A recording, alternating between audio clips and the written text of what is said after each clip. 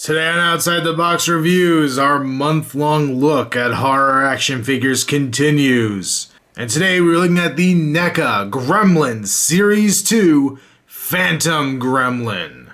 This is definitely a case of two great tastes that go great together. It's Gremlins mixed with classic horror.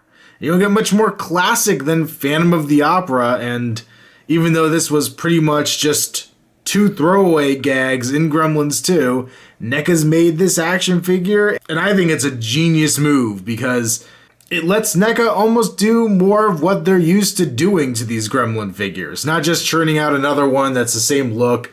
Let's face it, even though George was more of a hero Gremlin and Brown was a generic Gremlin, and a lot of the other Gremlins they do are iconic and recognizable in different bodies and shapes and everything, this was their first chance to actually kind of go true horror on one of these characters. Phantom comes with this beaker, acid, do not throw in face. They have a little extra plastic piece here in the bottom to look like there actually is a liquid in here, which is a pretty cool effect. It's just a simple little beaker. Now, theoretically, this wouldn't go with Phantom in his hand or anything, because he's not the one who threw acid in his face. But if you have one like Brown Gremlin or any other one, you could just stick it in his hand and maybe even just recreate the scene, have him look like he was splashing it at Phantom and have the two pieces together. But very nice that it came with this. I'm glad it did. Same idea as how I hope Spider Gremlin comes with a re-release of the little bottle of spider fluid, and I know Brain Gremlin came with the brain fluid jar. It's a needed thing. We also get Phantom's mask. It's a very cool riff on the classic Phantom of the Opera mask. Probably more reminiscent of the one from the Andrew Lloyd Webber play than it is from, say, the Universal Lon Chaney version. But very cool. It has the shape of the Gremlin's face in here. You can see the kind of ridges, the bony ridges around it. Obviously the shape of the nose and the profile. It comes down further on this side with more ridges. Then we have the stick, so we can actually hold it in his hand. But it will pop off the stick, as you saw in the beginning, and actually sit on his face. So you can have it posed either way, which I really do appreciate. Phantom's left hand is specially done or modified, not necessarily specially sculpted because we've had this sculpt before, but there's this circular indentation here in the hand that the stick will actually slide right into so he can hold the mask without any issue whatsoever.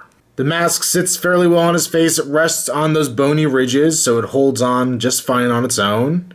He has these kind of downturned, wrinkly ears, which I really like. They look very injured, kind of afraid almost, but really cool. Some nice patterns going on in the back here. Same texture you've gotten on a lot of the other Gremlins, but well done. This is like the Brown Gremlin, the thinner body, no pot belly on it. He has his shock of white hair coming out the top, real hair. Not a huge fan of it. It tends to kind of fall out and get mussed up very easily.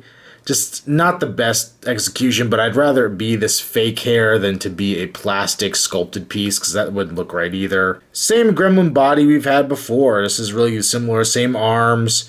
The curved in hand that has the big open hand to grip that acid bottle if you wanted him to. I already talked about this other hand giving his little thumbs up over here as well. It's good paint in there. Nice green with the tannish underside. His Gremlin feet. And his little Gremlin tail.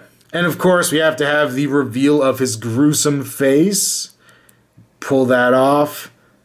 And there we go. A very, very gruesome Gremlin face. We see looking just on this side, it's pretty normal. The bone ridges we've had before, the spiky ridges around his eye, up on the side of his face, pointy chin, some very cool teeth and his black lips. But when we turn it over here, we get the full two-face effect.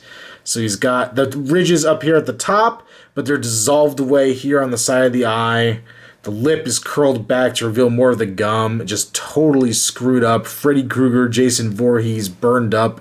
Holy cow. The nose on this Gremlin's face is different than the other ones. It's more of a pug nose, very reminiscent of Lon Chaney's makeup in the Universal Phantom of the Opera movie, which is kind of a nice nod to the character. I love his eyes. They're well painted with those red pupils in there. Very cool looking.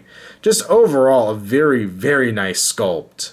I have mine on display holding the mask in his hand with this exposed because this is so cool looking. I would hate to have this covered up on a regular basis. For articulation, bone standard for the Gremlins line. He has a ball joint at the base of the neck. Okay range of motion there. Pin socket shoulder, forward, back out to the side. Bend just a little bit at the elbow, about 45 degrees. Ball joint at the wrist. Ball joint at the legs. Bend at the knee. And a ball joint at the back bent ankle here. So suffice to say, I think that Phantom Gremlin is my absolute favorite of the 4 that I own. As I said at the very beginning of this review, he combines 2 awesome horror icons for me. The Gremlins and Phantom of the Opera. Very cool combo. He comes with the acid beaker, which is a nice diorama builder. And he has his mask, which he could use 2 different ways. The sculpt on him's great. The paint's good.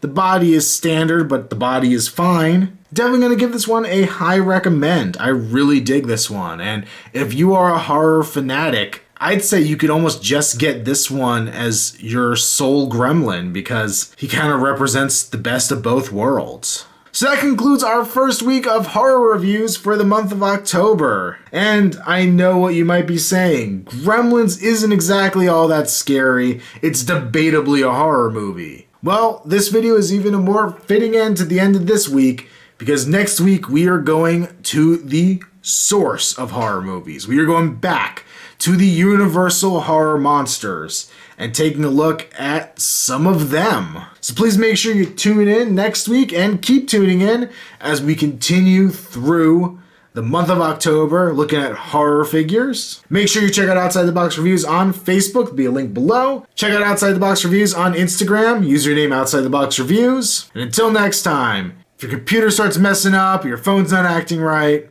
make sure you get away from any water, keep the food locked up after midnight, and turn on all the bright lights, because you never can tell. There just might be a gremlin in your house.